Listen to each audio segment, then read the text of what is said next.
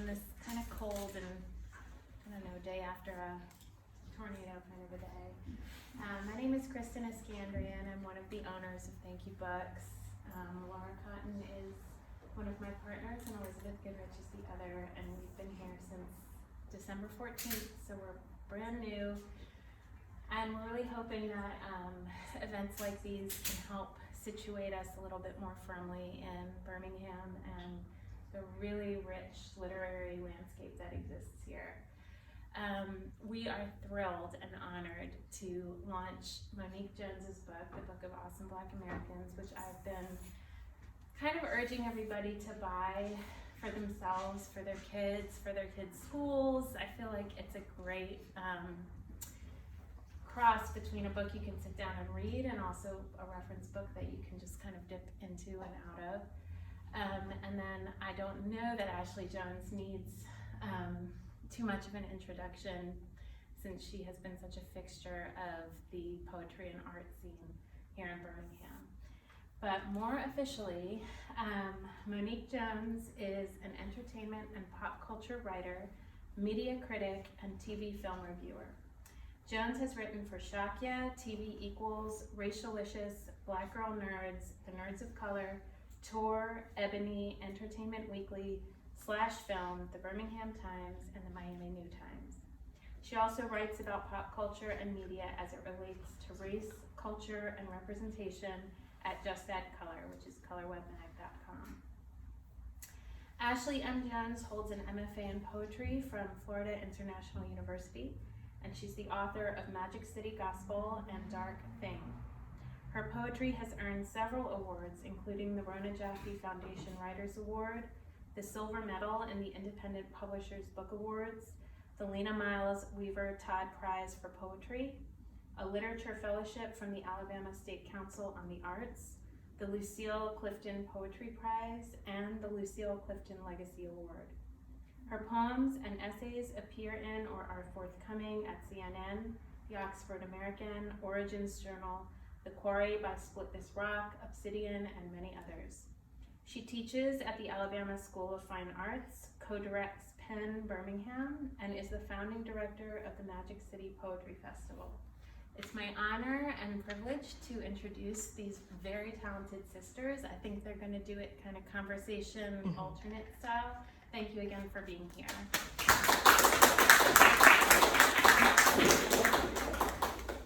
Thank you all for coming. Thank you guys for hosting us also. This is my first time in Thank You Books, and I'm already in love with everything here.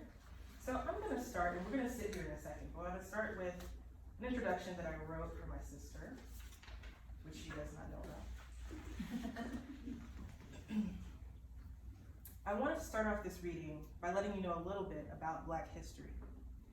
I don't mean the history Monique will tell us about. I don't mean the poems I will read about the things that have happened, are happening, or will happen in America. I want to tell you about the Black history that is Monique L. Jones, my sister. Monique was the first child born to Donald and Jennifer Jones, two pieces of Black history in themselves. They were and are unapologetically Black, and taught us to love that Blackness. They raised us in a household where the music was always good, and the family was the most important thing after God. Monique was the child who made these two important Black people a family. When I was born 2 years later, I did not know much about the world or the future, but I knew my sister was my best friend, and she was the coolest person I knew. She was the smartest, the most talented, the most generous, because she put up with my goofy, sometimes bossy, always singing and dancing self. At school, I didn't have any trouble fitting in because I was Monique's sister, so I had to be pretty okay if I was related to such a good and conscientious student. In high school, I didn't have to sit at lunch alone those first few years before I made friends, because I was Monique's sister, and she made space for me at her table. That's what she's always done. She makes space. For me, for all of her younger siblings, but also in her work. Monique is an accomplished and well-published entertainment journalist, as Kristen told us. She runs her own website, Just Add Color, and she writes for or has written for Shadow and Act, Ebony, Sci-Fi, and Bustle, just to name a few. She writes about entertainment's intersection with culture, diversity, and inclusion, and she gives voice to so many of us who feel invisible in the media. She continued this important work with this, her first book, The Book of Awesome Black Americans, from Mango Publishing. In this book, Monique continues to create space. She walks us through Black history and all the important people who have helped us survive this unsurvivable act of terror, the forceful and violent creation of the African diaspora in America. I'm so proud to help debut this book in our home city of Birmingham, Alabama, and at the awesome Thank You Books. I'm proud to be a Jones in a family full of awesome Joneses who take up full rows of seats everywhere they go. Please give a warm welcome to my sister, Monique L. Jones.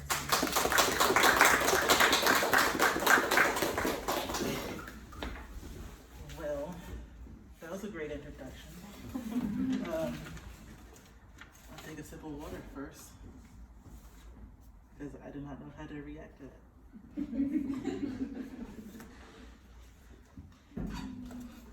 that. Thank you all for coming out today. I know it's dreary out and y'all could be anywhere else, but I'm glad that y'all are here to help me launch my book. That means a lot. Since this is my very first book, I'm glad it's being sent out with a warm reception. And thank you also, Ash, for that introduction. I didn't know you were gonna do that, and I feel like I'm unprepared because I didn't invite you. But I think your work speaks for itself, and your sisterhood speaks for itself as well. And I'm glad to be able to share this platform with you, and hopefully at other events too, because I gotta get used to being on stage, so I need someone else on stage with me sometimes. So anyway, I'm starting off tonight talking about not particularly one person in particular, but I'm talking about kind of the thesis of this book, why I wanted to have my stamp on this book, and that is I wanted to make a book that showcased how, not just how Black Americans have influenced American society and world society, but I wanted to make something that would speak to the younger generation specifically and help them realize, and help their parents also realize, that anyone can make a change in history, not just someone who's famous. It can be a small child, as we will read about, or it can be someone who goes nameless throughout history, like the foot soldiers we'll read about as well. So that's what I'm going to start with first, about the children of the movement, and after me, Ashley will say some poems. But first, I'm starting with Children of the Movement in chapter 3, which is where I think I was really able to get the book's message honed down into what I wanted it to be. So prior to that part where I'm talking about Children of the Movement, I've already written about Denise McNair, Addie Mae Collins, Cynthia Wesley, and Carol Robertson, who are, of course, known as the 4 little girls from the 16th Street Baptist Church that were killed. And I also have written prior about Emmett Till in this chapter as well. So that's where we're starting off. And if you want to read along, it's page 91 that I'm starting on. Children of the Movement. Emmett Till, the 4 girls killed at the 16th Street Baptist Church, and the 2 boys killed later that day are only a fraction of the toll children took during the Civil Rights Movement. As the National Memorial for Peace and Justice tells us, there are plenty of children who were killed whose names and stories have been lost to history. It's a shame, since the only way we can learn from the past is if we are able to acknowledge the crimes that have taken place. Thankfully, the memorial can fill in some of those gaps. Even though the museum has been able to catalog an impressive 4,400 lives, I wonder how many more have fallen through the gaps of time, not by any fault of the memorial's research team, but because of America's lack of recognition of these lives in the first place. Keep in mind that between the late 1800s all the way up to the early 1960s, Black men, women, and children could be tortured and lynched for a host of reasons. False accusations of rape and murder, trying to vote, talking back to white people, etc., in front of a crowd of white people, including families and children, at picnic-like fetes. These events would also be money earners. Postcards would be sold with the gruesome images of Black Death on the front amid an otherwise idyllic pastoral scene of family fun. Who knows how many children's lives have been destroyed by the violence of white supremacy in America, but while Black American children have been subjected to horrors unimaginable to their white counterparts, they've also showcased tremendous courage, sometimes more courage than the adults in their lives. One such child is Ruby Bridges, who is just in her 60s today, I believe, who became the first Black student to integrate a Southern elementary school. Even though Brown versus the Board of Education of Topeka, Kansas had established integrated schools as the law of the land by the 1950s, Southern schools were still segregated. Bridges tested the Southern resistance against national law when she was enrolled in a segregated kindergarten class in William Frantz Elementary School in New Orleans, her home since she was 2 years old after her parents moved from Mississippi. Every morning, Bridges and her mother were escorted by federal marshals to protect them from racist crowds that would heckle them. She spent the entire school year in a classroom by herself after white parents took their kids out of her class. Her parents and grandparents also faced hardship, with her father losing his job and her grandparents being evicted from the farm where they worked and lived as sharecroppers for 25 years. However, her courage paved the way for other Black students to enroll. Her bravery not only affected New Orleans, but schools across the South and the entire nation. After the death of her brother Malcolm, Ruby created the Ruby Bridges Foundation in 1999 to promote acceptance and tolerance of others through education. Other children who moved the needle during the height of the Civil Rights Movement include the children who participated in the Children's Crusade of 1963. I mentioned how Reverend Fred Shuttlesworth earlier in the chapter, how Shuttlesworth's legacy helped Birmingham become what it is today. But I have to say that the children who participated in the Children's Crusade left a mark that is even more personal, since they were willing to put their futures on the line. It's easy to understand how an adult can rationalize the life and death risk of standing up for what's good. It's haunting to realize that children were contemplating the same risk, sometimes against the wishes of their understandably scared parents. The children were part of a plan developed by the SCLC to desegregate Birmingham as a whole, including parks and fairgrounds, which only allowed Black youth and families on colored days. To be clear, the SCLC's James Bevel came up with the idea of utilizing children in a march, and those children, counted in the thousands, were trained on the same tactics of nonviolence that adults had been using throughout the movement. Not everyone within the Civil Rights Movement were on board with Bevel's idea. Many were worried about putting kids in harm's way. Indeed, the threat of harm was real. The first day of the crusade, hundreds of children were arrested. When that didn't deter the crusade, Bull Connor, the infamous Commissioner of Public Safety, who has gone down in history as one of the most notoriously racist public servants in Birmingham, ordered water hoses sprayed down on children, knocking them down. The children were also battered with police batons and attacked by police dogs, resulting in countless injuries. But the crusade continued, and the images pouring out of Birmingham filled the newspapers around the country. The gamble of recruiting children was probably one of the riskiest made during the Civil Rights Movement, but the risk paid off. Around the country, people were wondering how could a city, much less a region, hate a race so much that it would try to injure and kill children. Public pressure heightened as the children continued the crusade, with one of their last marches taking place in the Birmingham jail, where many of their comrades were still in custody. After being shamed by the enduring national anger, Birmingham officials finally met with the civil rights leaders to desegregate the city. But Birmingham still tried to stick it to the children of the board when the Board of Education decided to expel all of the children who had participated in the crusade. The decision was eventually overturned by the Court of Appeals. The entire crusade took place in May of 1963, months before the 4 girls were killed in the 16th Street Baptist Church bombing. I'm sure at the time, it might have felt like everything the children endured in the crusade was for naught. It probably seemed like Birmingham would never get any better, but we can see the effects of the Children's Crusade to date. Birmingham is what it is now because of their personal sacrifice and bravery.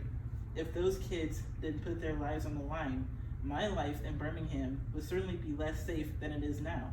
In short, all of us in Birmingham, as well as the rest of the nation, owe those children a debt of gratitude for their accomplishments and their grace under fire.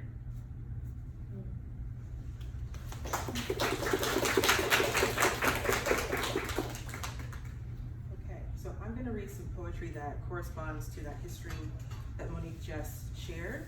And for the first time, I think, in my writing career, I don't have to give any prologue. I can just read the poems, because y'all have learned what I'm about to talk about. So thank you.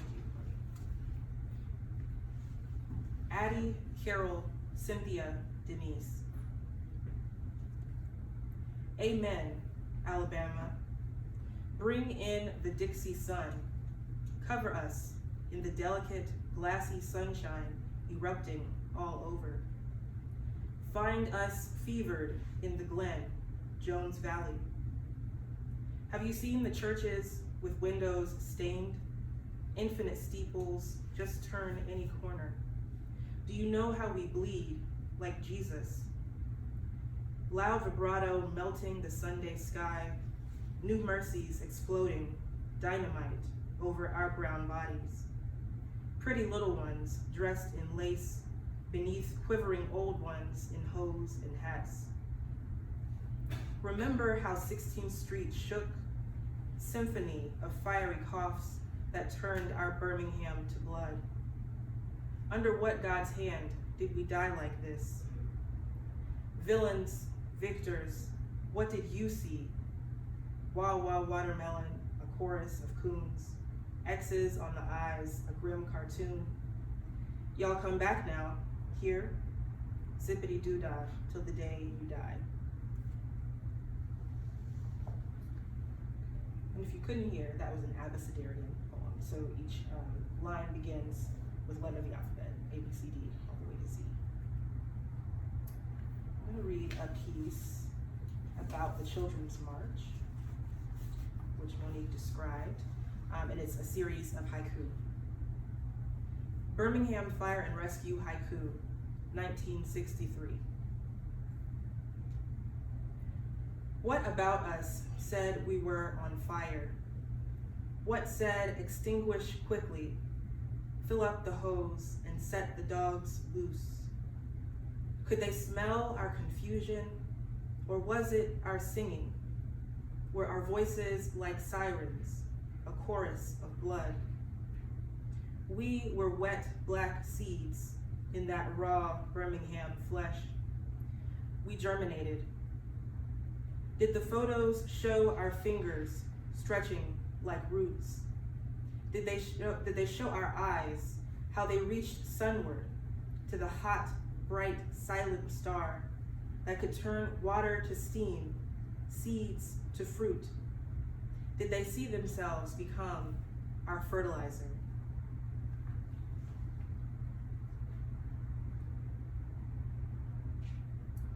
Okay. So here comes the audience participation moment of the night. We have a choice between two pieces. From the new book, we have a Harriet Tubman poem or a lynching postcard poem. And from this book, we have a poem about Blood County and racist people. So, from a show of hands, anyone for Blood County racism? Okay, we have well, you're not for Blood County racism. The poem. Okay, anyone for Harriet Tubman? Okay, I think that's gonna win, and then the rest would be the lynching postcard. But we're gonna do Harriet Tubman. All right. So I wanted to read this during this section because this first part of the book is sort of setting up our history from Africa all the way to the present. So I wanted to start with somebody to read something about a person from the earlier part of African American history. All you need to know going into it is that Harriet Tubman, her birth name was Araminta. They called her Minty. And Ross was her original last name, but she married a man named John Tubman. That was her first husband. And so when she finally made it to freedom, she changed her name to Harriet after her mother, and also sort of to throw people off the scent, because if they were looking for Minty, they wouldn't realize Harriet was Minty. And this poem tells the story of how she decided to embark on the Underground Railroad journey. That's all you got now. The Book of Tubman. And God said, let her head be split, a black melon leaking. And God let iron sprout from the master's hand. And God breathed blood in the master's eyes and said, strike. And that's the story of the great crack in Harriet's skull that was an eye. That's the way God poured her full of visions, thick as sap, unmoving, slowed as a scab over the gash. And God said, let there be Harriet. And Araminta went on to glory. Araminta could smile in heaven, hoist her skirts above her ankles, and dance. Harriet, on earth, kept that sweet eye fixed on the North Star, kept her pistol cocked, each bullet an unsaid prayer. And God made a railroad out of dirt and sweat, made a train out of a woman. And God made her hair a burning bush, her body so holy, even we call her Moses.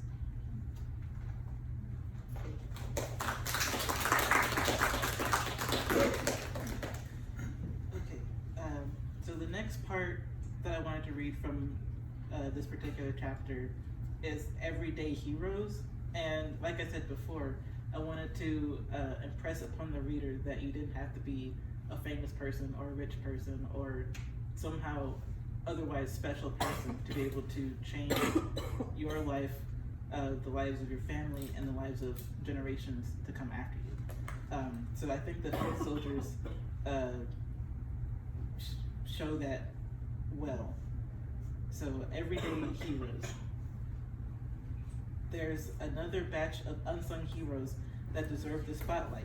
The everyday people who did what they could to participate in the movement.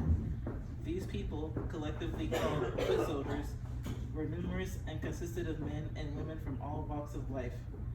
You didn't have to be someone with multiple degrees or a pulpit to be a part of the movement. All you had to do was take part in the grassroots movement by marching, protesting, boycotting, or otherwise making it known that segregation would stand no longer. As a Birminghamian, I've grown up with the knowledge of the foot soldiers. I think I've become even more adept at recognizing their accomplishments as I get older, particularly now that I know that so many of them are still alive within the city today.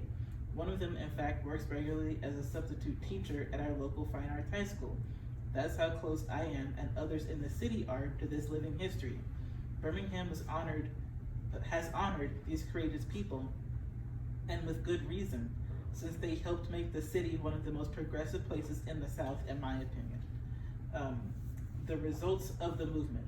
The civil rights movement of the 1950s and 1960s wasn't that long ago. For context, Ruby Bridges is in her 60s today.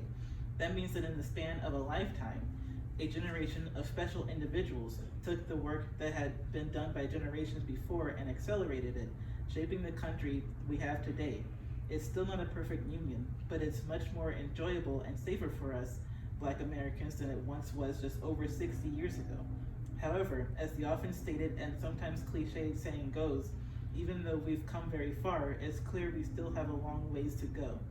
However, what the civil rights leaders and foot soldiers accomplished, all while battling their own differences, should give us hope for what we can achieve today. We don't have to be perfect to strive for a perfect ideal. We can still reach the sky if we aim to touch the stars. To paraphrase King himself, we might not get to the promised land, but we can certainly get closer to it than we believe is possible. So, do you have other poems?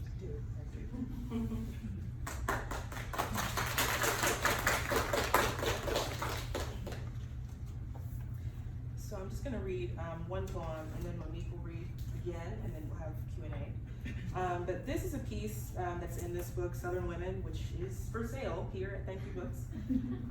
Patronize them as much as you can, so they stay here. But this poem kind of goes off the idea of everyday heroes. There are so many people who aren't named in history books who did so much. I mean, I will name that foot soldier that she talked about is Nettie Weddington, and she subs at our school. She's spoken to my class before about her experiences as a foot soldier, and it was really incredible to realize that a live human being, like standing in front of me, did something that allowed me to be able to go to school at the schools that I went to. Like, mind blowing. But her name is not in history books. She's a regular person. So this poem is about some regular people. And I also didn't put her name in this book because I didn't get her permission. So otherwise, I would have done so. But Okay. And she probably would have been really like embarrassed. She's really low key.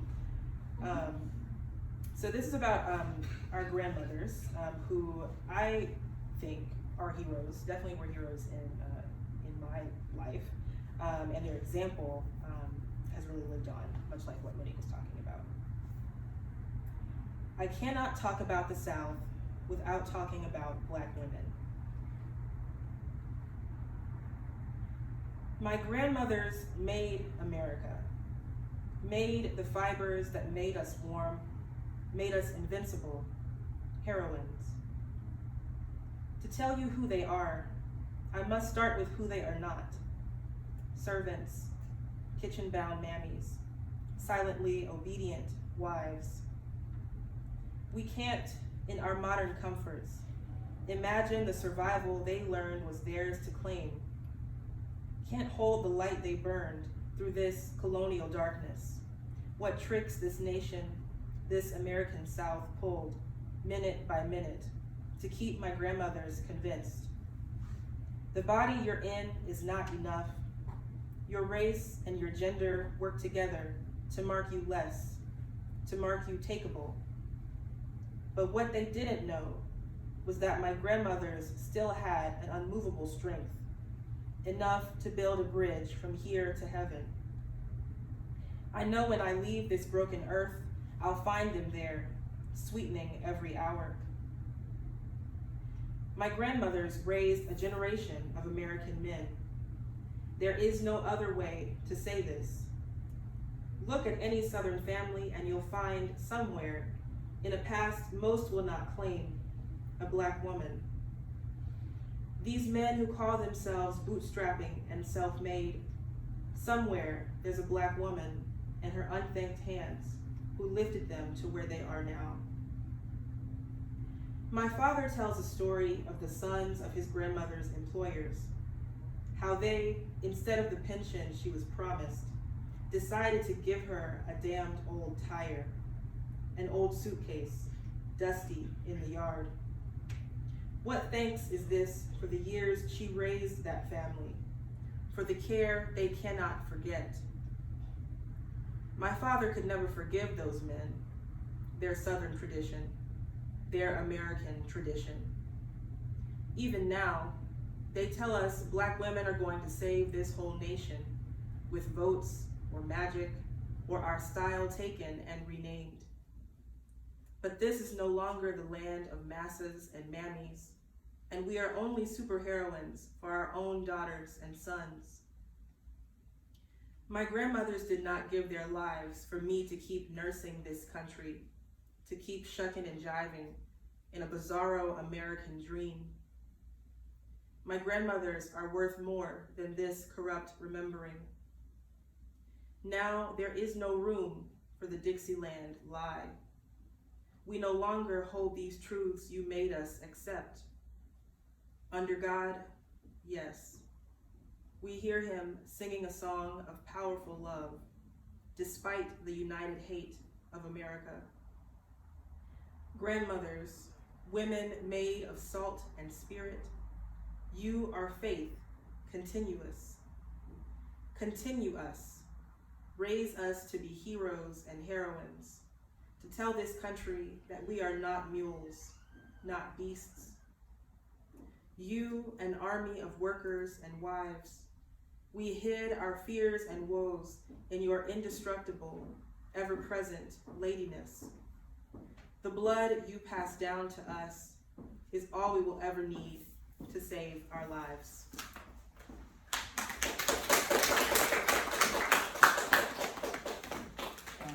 So the last thing I wanted to read was actually the epilogue of the book. I don't know how many people actually read epilogues of books, but I wanted to make mine important because I wanted to, again, tell the reader they have a lot more power than they think.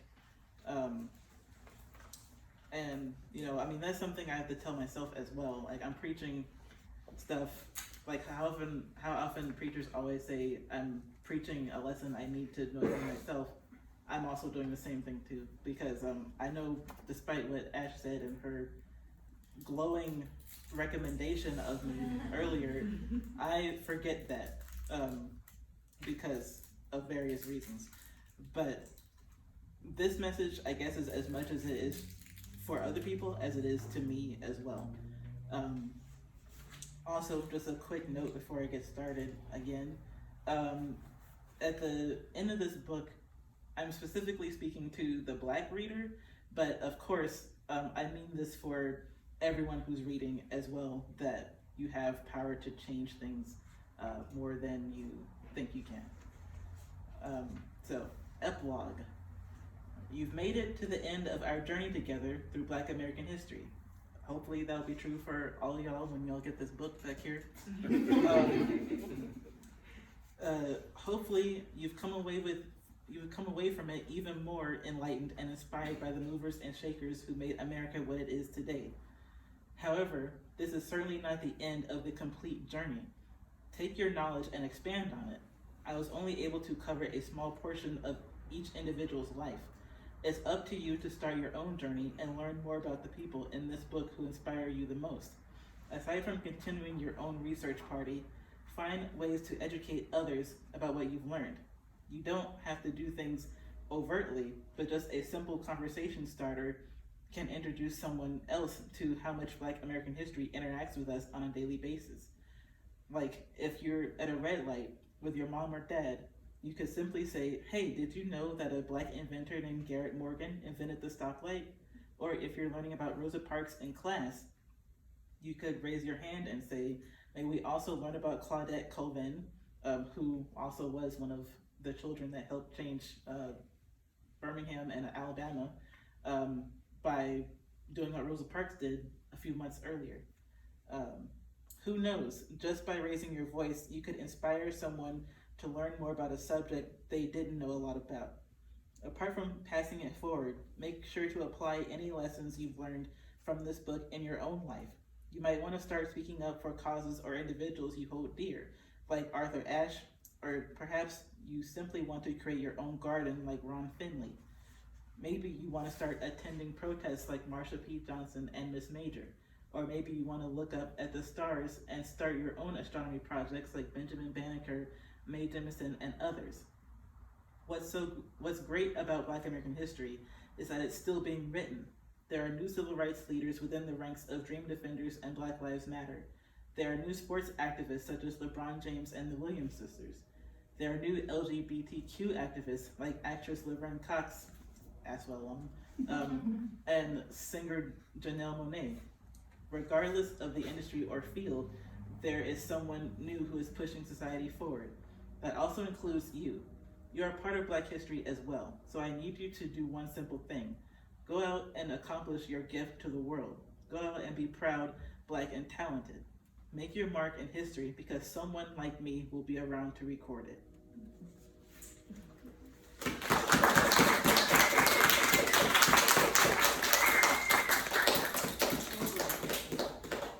So now we're going to do a brief question and answer. I prepared a few questions, but I would also love to hear from the audience. So I'm just going to ask one question, and then we'll see if there's some questions from the peanut gallery.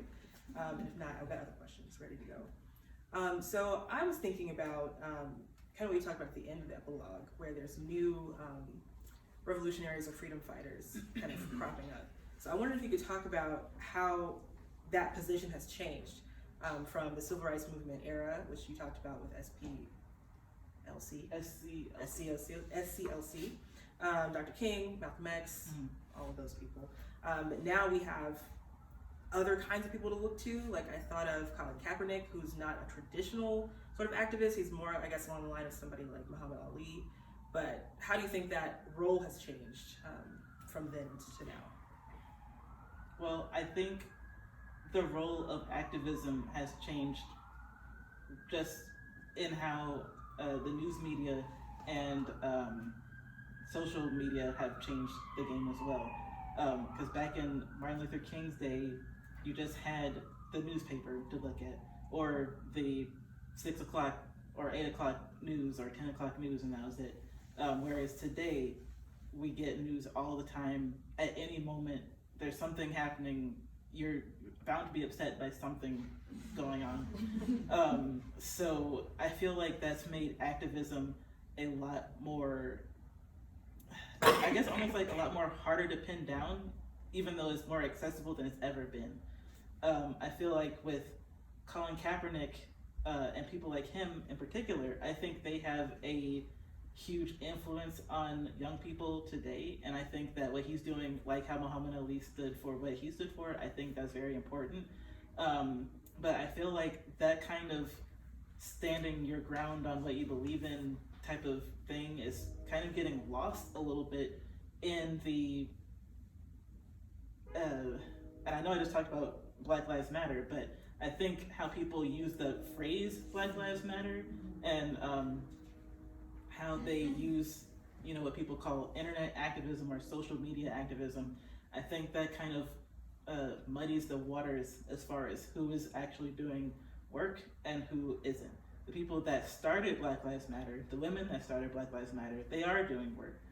D-Ray, on the other hand, D-Ray McKesson, who is a social media star, basically. He's an activist, but he's big on social media. I don't know. Me personally, I don't know. Because it seems like there's a lot more focus for him on what I have said today about this thing, rather than I was working on trying to influence someone in Congress to make some kind of policy or something. And I feel like that's where the focus needs to be on, is what kind of actions is an activist doing to further the needle towards progress, instead of just being like, well, I said this, I'm now with the Twitter HQ, Black Lives Matter, hashtag, I got a shirt. Like, that kind of thing, I think, I guess it's helpful to a degree as far as getting the words out there about activism, but that in itself is not activism by itself. Martin Luther King didn't make shirts about stuff. Like, he did what he had to do. And, you know, I mean, I'm 31 years old. I'm sure it sounds like a 50-year-old answer to give, but that's just my opinion on it. I feel like there needs to be more focus on actual work instead of focus on how many Twitter followers or likes I have for posting something. Does that answer your question? It does. I agree. Totally agree. There's a lot of social media activists out there. Did anyone in the audience want to ask a question before I follow up? I had a question, but this might be off subject. Is that okay? That's fine. I just want to know about your process of writing the book, and like, you know, how long it took you, and kind of like what was the impetus for writing it? Well, I guess the first thing is that I was kind of hand chosen to write it, which I think is really unusual, I guess, with writing books. But aside from that, it's just like, when I was asked to write it, when I got the actual email of, we want you to write this book, I thought, well, what kind of book would I want to have read as a kid growing up? Because I was a kid who always was doing some type of research about something. I was always learning about things because that's basically how my childhood was. I just grew up watching PBS and like learning stuff through PBS and through books and things like that. And So one of my biggest memories, which is what I actually talk about in the prologue of this book, is doing. It was a research project for school for Black History Month, and I had to use Africana. Well, I actually found it online. The Encyclopedia of African American History, or African history in general, that was put online as a website. So I went through that thing, finding all my answers to questions that I had for my research project, and I was just looking at stuff afterwards, like just for the fun of it, to like learn about all these people that I didn't know about, or learn different things about people that I did know about.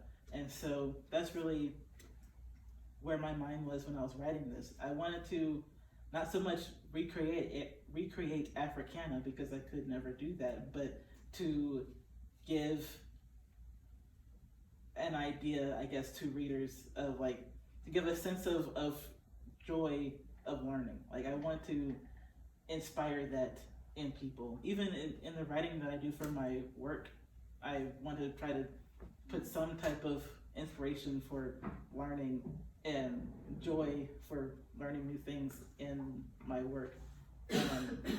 So I guess that's the answer to that. I just really want to make sure that people have fun reading this and get something out of it. So I just basically wrote a book that I would read myself as a young person. How long did it take you? 2.5 to 3 months. Yeah, there's a story behind that but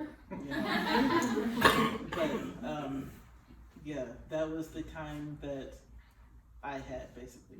And for people who don't write books, that's like inhuman. I have anxiety for you. But that was the timeline she was given. I know it's not my interview, but I'm just asking the question. But they gave her this timeline because they wanted to, get the book out quickly. So she did the work of 5-year labor, maybe more, in 2 to 3 months, and she would do it after work. So she writes all day for work, and then she would get off work and then write for hours afterward, researching and just writing all these long chapters. This is a long book. I don't write this kind of stuff. I'm a poet. We don't deal in 200 pages. That's not what I do. So just seeing her do it, I started to question myself, like, am I working hard enough? This is a lot. So what you have in your hands is like an incredible labor. And I really don't know how you did it. Even though I saw you doing it, I don't know how. I don't know either. I mean, all it would be like when I was writing each chapter was like, okay, just get to the page count, get it done, move on to the next one. I wouldn't even be thinking about I'd be thinking about the important things, of course, but I wouldn't be thinking about like the full book as a whole. It was just assignment. I just treated the chapters like assignments, basically. Since for my job, I have to turn things around pretty fast anyway, so I was just like, it's just on a bigger scale. I just had to do it like I do everything else, and so that's how this came about. Taylor or Kristen? Chris. Christian can go first. You sure? Yeah. I was thinking about, to what extent, if at all, did you feel like, as you were writing, you were providing any kind of corrective to other information that's out there? And I ask that because I notice how it can be very trendy to pull quotes from King's letter from Birmingham jail without really reading that document and reading the full scope of what he was saying. And right now, I have a 5th grader, and she's we just read a chapter on Pocahontas, and I'm like, what? We're reading the textbook, and I'm just like, this information has been so, whitewashed. I mean, it really has been made palatable for a young reader, but also kind of just mitigated, the facts of certain things have been mitigated. So I wondered, in your research, did you feel an obligation to sort of just tell it straight, these,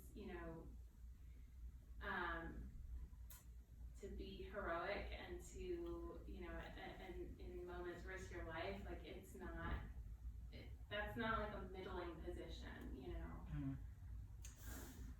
know? I mean, I guess so. I mean, I guess as far as the corrective part comes from, I think maybe I was thinking more about how society in general is kind of, you know, whitewashed for lack of a better term, or maybe it's the correct term. But I feel like there is so much coming at kids, and especially going back to the person I had in mind reading this, there's so much coming at Black kids, especially, because like one thing that I really wanted to impress upon the Black readers, really strongly, is that I wanted them to use this book as a way to have a gauge on who they are as people, because there is so much that comes at that specific group of kids that tells them that they aren't pretty, they aren't good enough, they aren't smart enough, like, why are you trying to do this? Black people can only play basketball or something.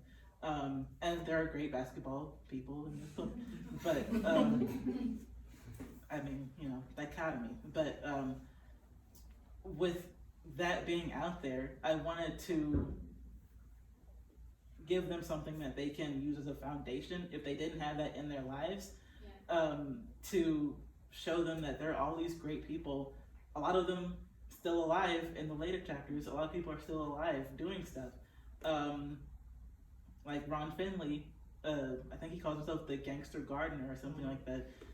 He's an environmentalist, and he's like in his 50s, if not late 40s. Like, he's still doing stuff. Like, he even got started late in life. And so I wanted to show them that there are people that they can look up to. There are great things that have happened that are because of people who look like them. Because I'm thankful that I had the foundation that I had, which I realized growing up, not a lot of people have that. And it's sad that it's rare, or it seems rare, maybe not so much today, but in the 90s, certainly, probably, it was rare to have a Black household that only had Black dolls in the household, or Black Santa, or Black whatever else. So I wanted to pass on some of that, I guess, some of my own childhood experiences into that. And I guess as far as for like other people reading the book, other kids, I want them to know that it's great to know more about the America that you live in, not so much the America that you're told about. Because a lot of things, like these light bulbs in here, there's a person in this book who actually like wrote out the specs for the light bulb, but most of the credit goes to Thomas Edison. And so, like I said, the stoplight, the security system for your home, all these things that we deal with, the lipstick that I'm wearing right now, is there's a Black hand involved. And I feel like if children growing up know that, if they recognize and respect all of American history, and not just Black American history, but Native American history, Asian American history, all of the people that make up America, then they will have a better understanding of what America as a melting pot is actually supposed to mean, rather than what we're dealing with right now, which we can also help counteract that if we go vote in November. So y'all make sure y'all go vote and tell people in your life who Take don't your grandparents, vote to take your vote. uncle, take the person you don't like in your family, and make them vote for the right person. So I hope I answered your question. You did, absolutely, yeah. So going back to the whole 3 months thing, now that you had this very limited time, how did you chronologically put out who you were going to feature in this book? Because you talk about very famous people, and then you also talk about lesser known people. So how did you just do it, like you said, with assignments, like, or did you just have a long list that you had to pick and choose from? Well, they gave me a lot of free reign to do basically whatever I wanted. So I just basically gave myself the assignment, basically, So, I mean, I wrote out a list, first of all, of some of my favorite people that I wanted to feature anyway, like Tamron Hall, who is probably one of my favorite journalists ever, is in this book. So I made sure to feature people that I really wanted to put a spotlight on, that have been important to me, and people that I feel have been important to society in general. But I also had to make sure, one thing that they did tell me was that they wanted this book to be about people that we don't usually hear about. So all through this book, there are a lot of people that I had to learn about as well, that we don't hear about all the time. And that was the main thing that they wanted. So I made sure that was taken care of. But as far as like, I guess, figuring out how to approach this, I really didn't get like a grasp on the type of tone I wanted until I got to the third chapter, which I read from this evening.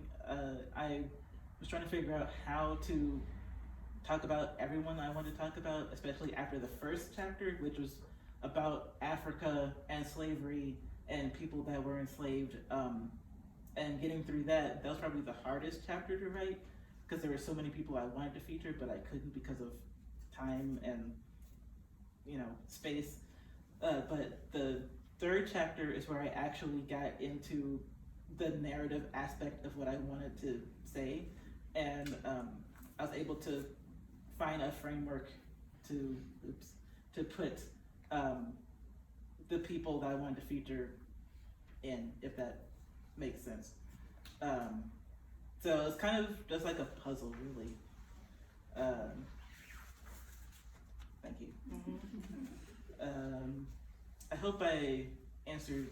Yes, yes, you did, yes. Elena, do you want to? I have one more. I just wanted to say, I came back tonight to get another copy for mine, because I already have a copy from you. But I came back to get one for my nieces, because when I think of what I felt reading this book, it was sobering, but it was also a celebration of Blackness. And that was the part to me that was so beautiful. Getting to hear those names, getting to hear them woven and brought, centered, you know, that was exciting to me, and it still is.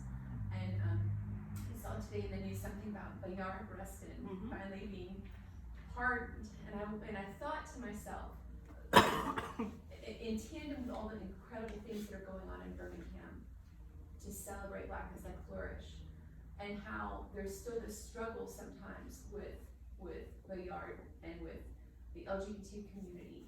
And if you see anything now, who do you see now that is sort of helping those bridges? Is there, and what, do you have anything to say about that particular struggle, that you would leave out of the book and that you wouldn't want to be quoted on, or like, I don't know, that was just something I was thinking of, because he was such an incredible spokesman for everything that happened in the civil rights movement, and you mentioned SPLC, so. Well, I did feature several LGBT people in this book. I already mentioned Miss Major, and let me put this down. I'm losing my train of thought. Hold on. Marsha P. Johnson? Yeah, thank you. There's so many people in this book that I can't even remember. But yeah, Marsha P. Johnson, Miss Major, Laverne Cox.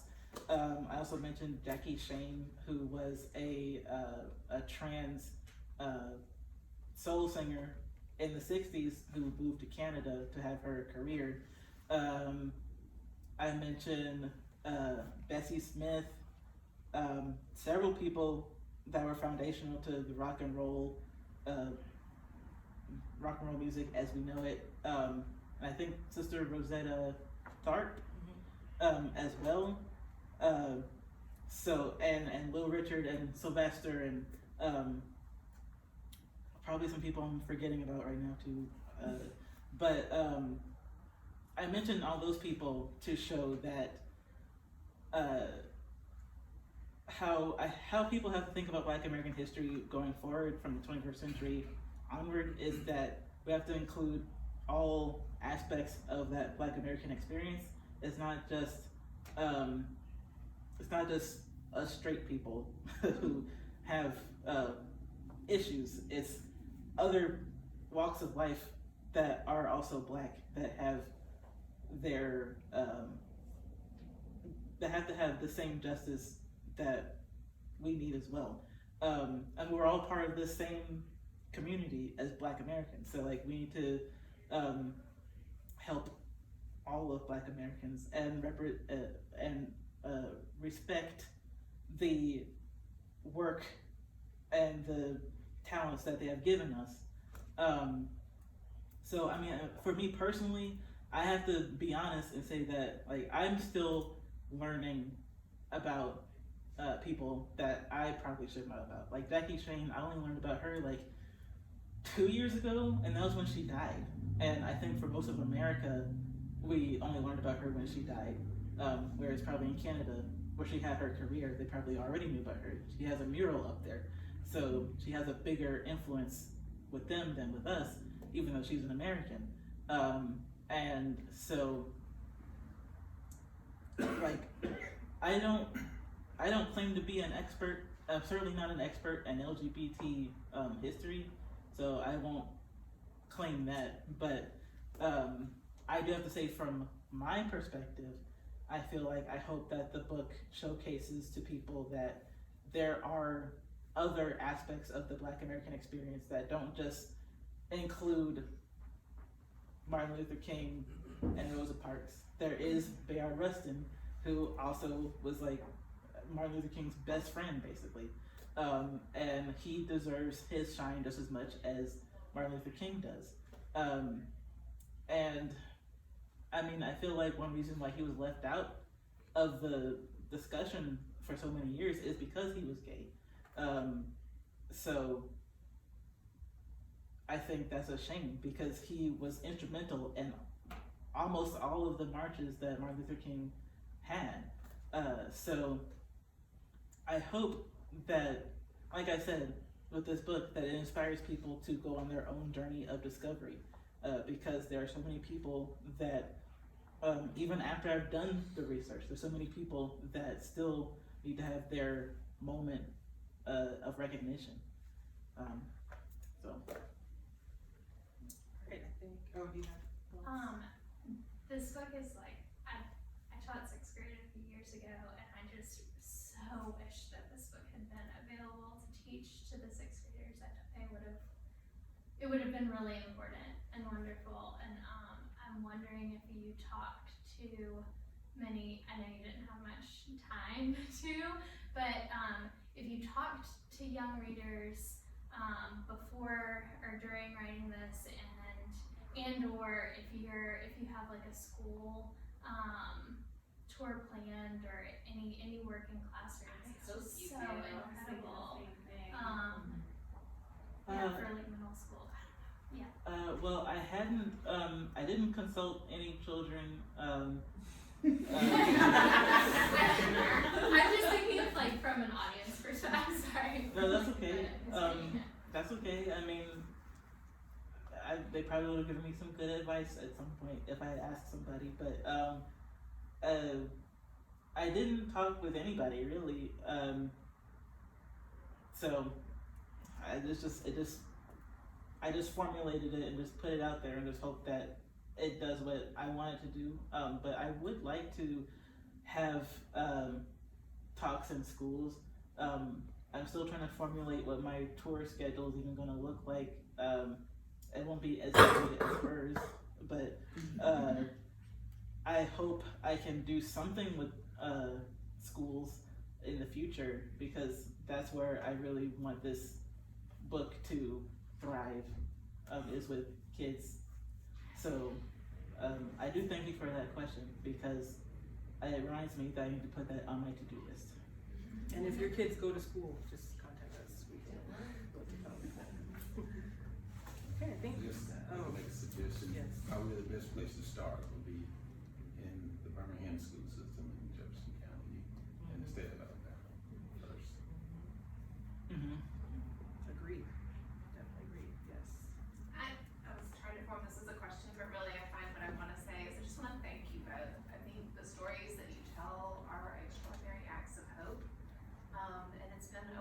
Susan.